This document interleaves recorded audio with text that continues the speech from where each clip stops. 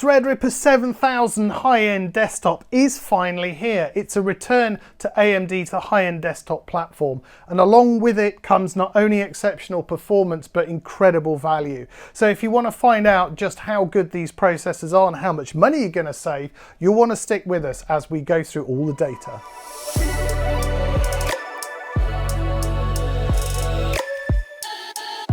Hello, my name's Dan. I'm the Technical Director of Armari Ltd in Watford. We've been building PC workstations for over 25 years. And normally when we do testing of things like this new TRX 50 platform with the new Threadripper processors, it's all done internally and we don't really share the data except to our sales guys. So we're now going to share with you not only the testing that we're doing internally, but we're going to be doing a bunch of videos not only covering the performance of these processors, but we're also looking at the cooling, what does it take to cool them, air and liquid cooling, and also performance tuning. On the 19th of October, AMD announced two families of 7000 Threadripper. We have the 7000X, which is the high-end desktop parts. That's these three guys here, so that's 24, 32 and 64 core. They also announced the 7000WX family. These are the Pro Threadrippers. These are designed to go on the WRX90 motherboard. Those motherboards are a few weeks behind the TRX 50 platform.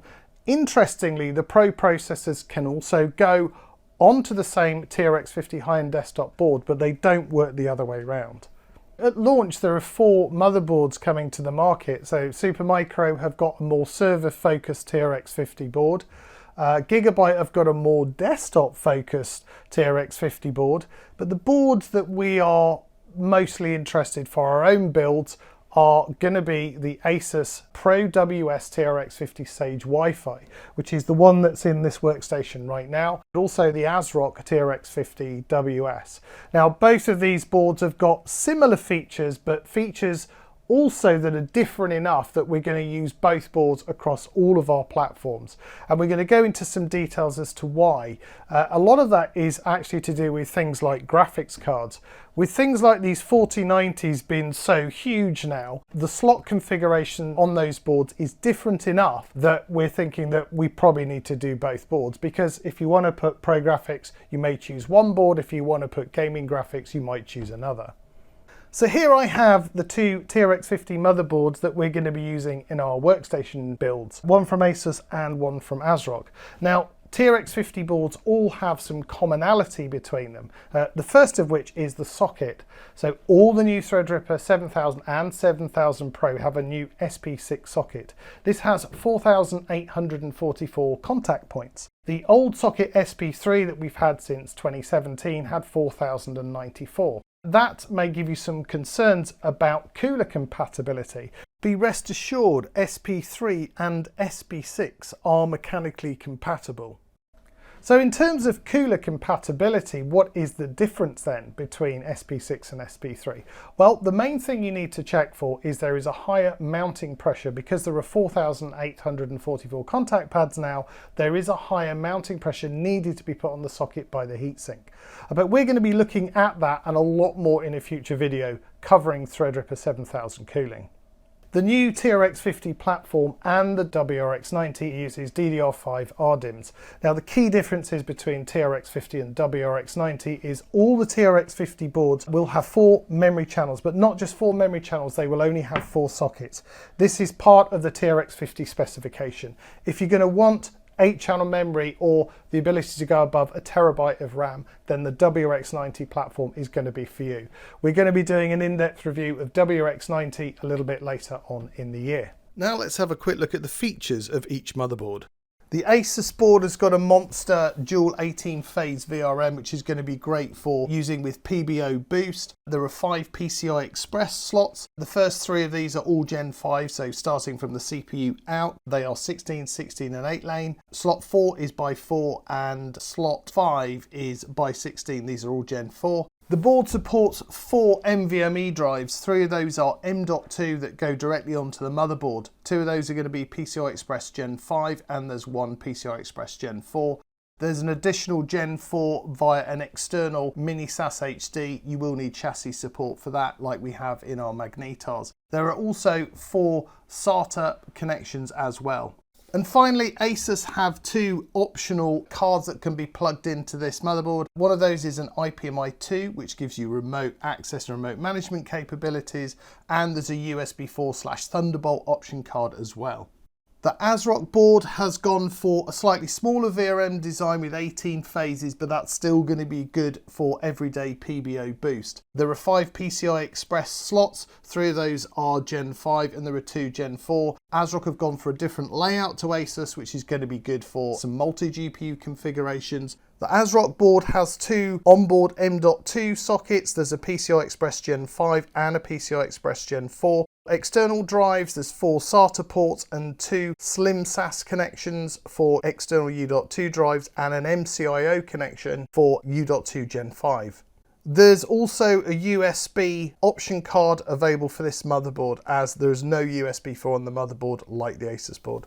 Before we get into the benchmark data, we just want to let you know what the configuration of all the different workstation platforms was. We did testing with Windows 11 23H2 with no additional updates and core isolation turned off. This is because the core isolation actually affects some of the benchmark results.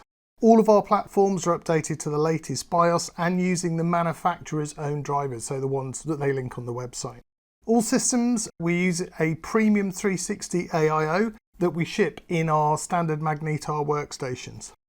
All the machines were equipped with equivalent components where possible, so we used the same M.2 drive, for example. All the RAM was stock frequency, so whatever the manufacturer specifies for stock frequency. For the Sapphire Rapids, Intel specified 4800. For AMD Threadripper, it's 5200. The Ryzen and the Intel, we both set those to 5200 as well to give the best comparison. One thing I will mention is we couldn't really do 128 gig on both of the desktop platforms, and that's really because unbuffered DDR5 doesn't really work very well across 4 DIMMs, so we use the next best thing, so that's 96 gig, 248 gig modules set, as I mentioned, at 52 mega transfers a second and a matched CAS latency.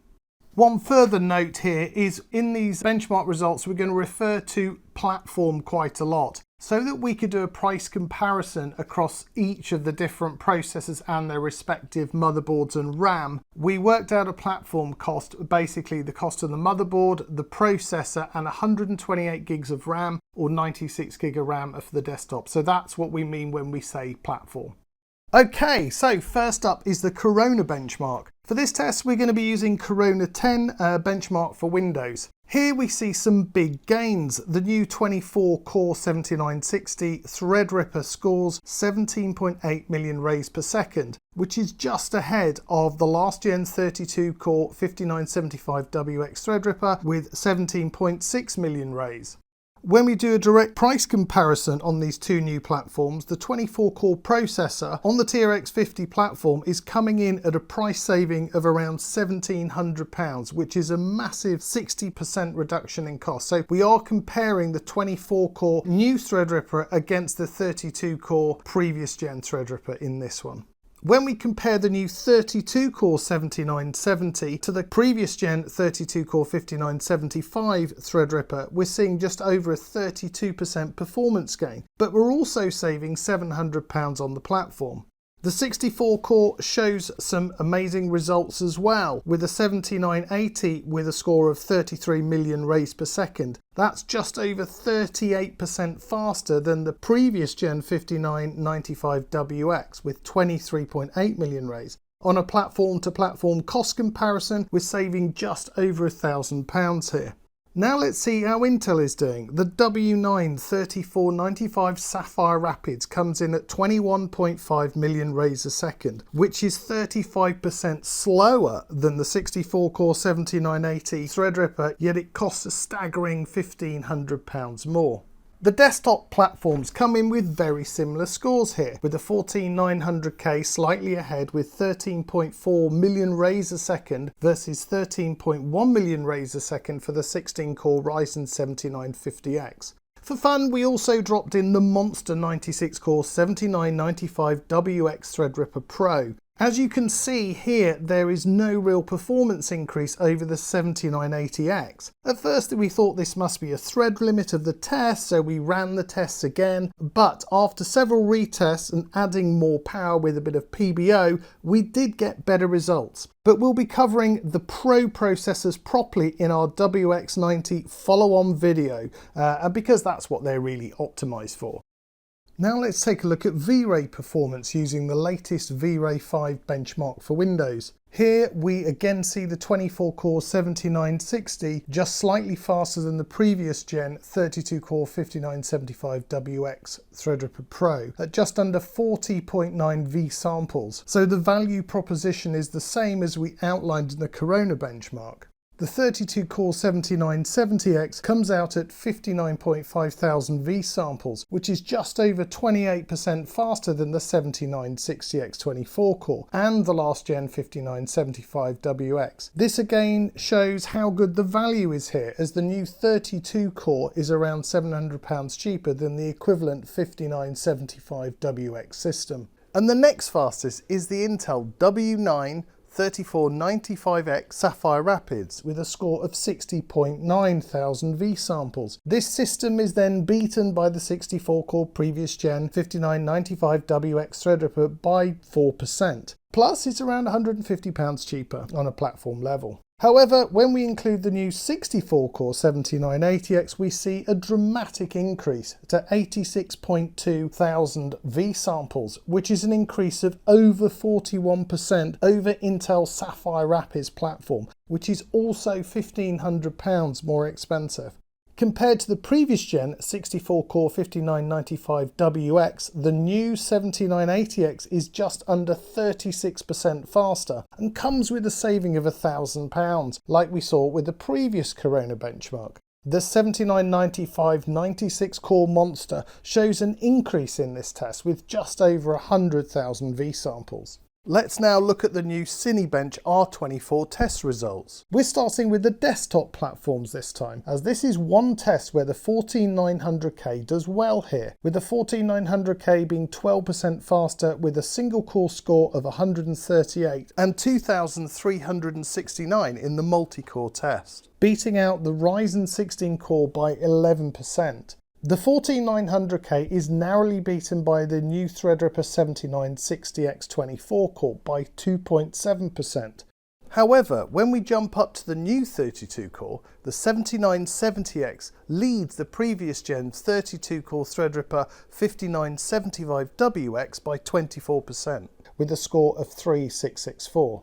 The Intel 56-core Xeon Sapphire Rapids comes in next with a multi-core score of 4165, which is just under 14% faster over AMD's new 32-core. Now on to the 64-core results. Here the new 7980X drops a score of 5607, which is 25% faster than the previous 64-core Threadripper, again showing some really nice generation-to-generation performance increase. The 96-core shows a small gain here with a score of 6137, which is just over 9%. We expect to see this improve once it's on its own WRX90 platform. Looking briefly at the single thread scores, we can see a trend that as more cores are added, there is a slight drop-off in single threaded performance, which is expected as the lower core count Threadripper 7000X CPUs have a higher boost clock. Now it's time to look at our 8K by 8K Blender test. This is a much heavier workload and shows how the processors behave while rendering.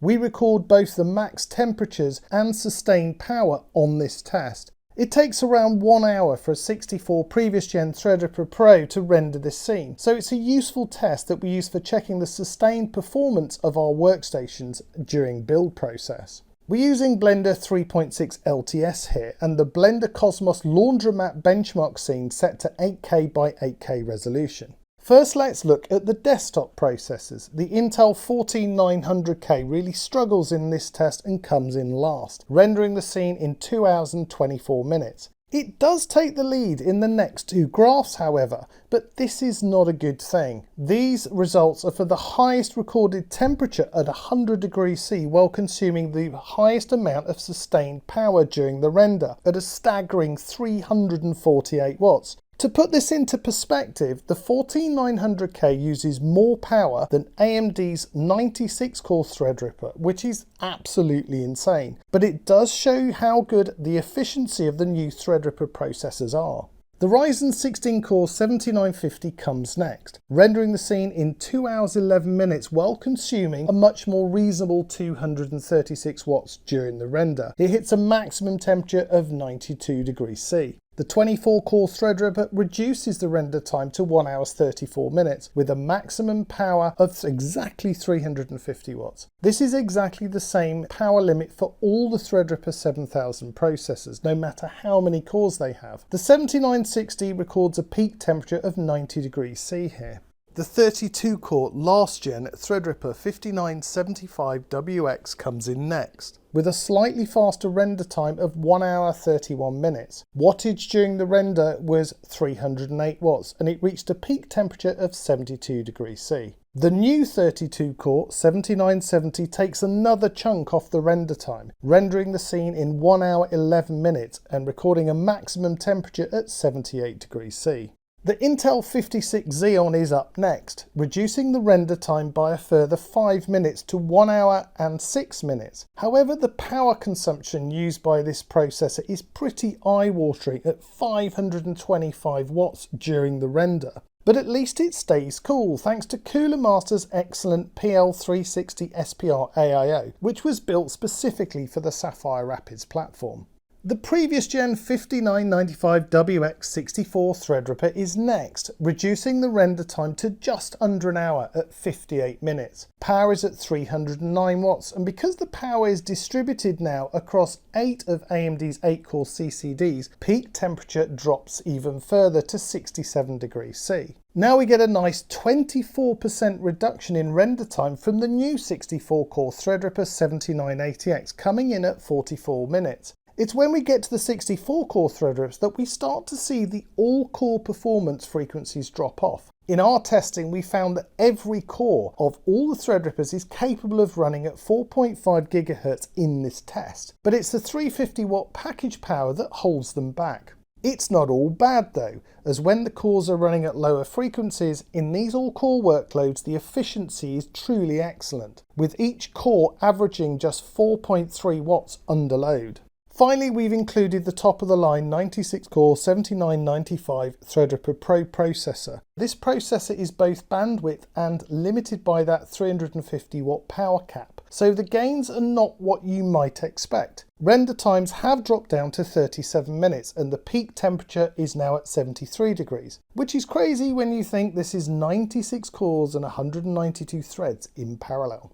That concludes the performance benchmarks, but we do have 2 more graphs to share with you. The first is a quick look at memory bandwidth. The new Threadrippers are using new DDR5 RDIMM memory, but it's limited to a 4-channel design across all TRX 50 motherboards. Using the AIDA64 cache mem test, we can see the memory bandwidth comes in very close to the last gen 8-channel DDR4 3200 memory from the Threadripper Pro 5000 series. We measured an average memory read across all 4 of the 7000 series Threadrippers we tested here at 150 GB per second read, 144 GB per second write, and 137 GB per second copy. In the final graph, we wanted to see how well the new Workstation processors will run the Unreal Engine 5.2, as it's become such an important application for creating real-time visuals. Typically only the desktop gaming processors do well here, but thanks to a big increase in low thread count frequencies, we're seeing some great results in the Unreal Engine 5.2 benchmark. AMD actually states a maximum clock frequency of 5.3 GHz for the lower core count 24 and 32 core Threadripper 7000s and 5.1 core on the higher core 64 cores and up. But AMD seems a little cautious here. For at least the high-end desktop 7000 series processors, we are seeing some higher single clock frequencies, Our 24-core 7960X recorded a peak frequency of 5.65 GHz. It was 5.6 GHz on the 32-core 7970 and 5.625 on the 64-7980. Now, at this stage, we don't know whether this is a change permanently for all of the processors or whether it's a processor variation. We're going to look deeper into this, and we will report back as we build and test more Threadripper systems in production. We're going to be looking deeper into this in our Threadripper tuning video, but it's great to see a true high-end desktop processor at last, with single-threaded clock frequencies now very close to the Ryzen desktop processors, while also giving us a ton of cores. That concludes the performance testing of the 7000 high-end desktop Threadripper processors. We hope you found the information here useful. If you did, you know what to do. Please like, subscribe and ring the notification bell. For future content, we're looking at Threadripper cooling, PBO performance boost in everyday use, and also the WX90 platform. This is the 8-channel variant of Threadripper Pro. We'd like to say a huge thank you to our partners who made this video possible: AMD, Asus, ASRock, Kingston Memory and Intel. Thanks for sticking with us to the end. See you in the next one. Goodbye.